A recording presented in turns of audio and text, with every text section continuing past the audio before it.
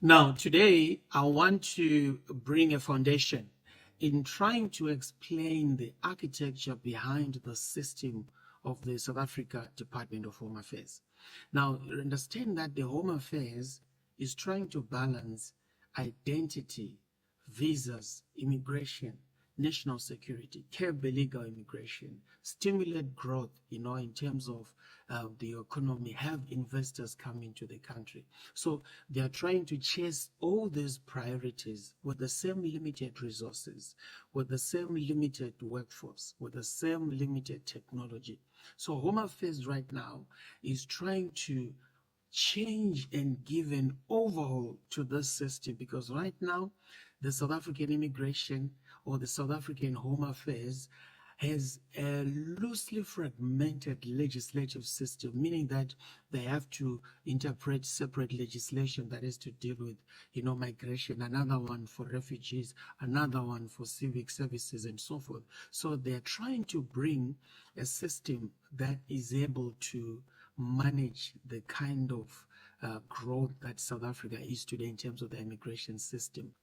So I'm going to talk about what actually is Home Affairs, what makes up the Department of Home Affairs. Now, the Department of Home Affairs is made up of two systems, right? We've got what is called the civic services on the other hand. And then we also have the immigration services on the other hand. Now, the civic services, that's where you have your birth certificates, your death registration, your marriage certificates, the national population register. This is the backbone of the state. This is what controls, policing, grants, everything that happens in the country. This is under the civic services. We also have the naturalization process under the civic services, which comes with the citizenship. It all falls under the civil services. And then on the other hand, we have the immigration services. Now, under the immigration services, this is where you have your permits, your visas, your asylum seekers, your refugee status, and the like. This is the other arm. Now, the core immigration mandate of the Department of Home Affairs is actually to build an immigration system that is responsive to the economic system, that is able to stimulate growth, encourage legal migration, have tourists flock into the country, have investors come into the country.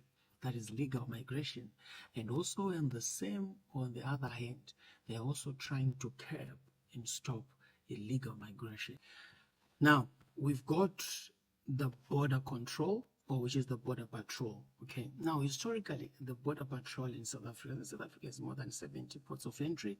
But I mean, some of them have the immigration in terms of entering and accessing the country. But here is the problem that the BMA is trying to fix, right? The Border Management Authority. Historically, the South African port of entry has been managed by different state organs or state security agencies. So because of that, it then creates, bureaucracy, loopholes, fragmentation of having a chain of command. You have different state agencies. You might have the army, the police, immigration, different departments controlling the border entry. So now South Africa has introduced the BMA, which is now, gradually becoming the sole security agency that will be managing the port of entry, which is the BMA, which is a very great thing, which is going to actually bring many positive changes. So what they're trying to do with the BMF is really going to be working in their advantage. It's changing the security, having one chain of command, one security agent, then that's the best.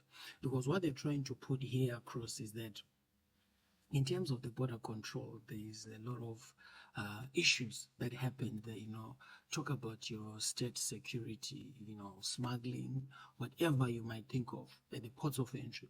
And remember, the ports of entry, we are not only relating to the border post, where people come by road, we're also referring to the airports. And we are also even referring to other ports of entries, which may be by water or by sea. Then now we need to talk about the technology, or let's say about the ICT, in the Department of Home Affairs.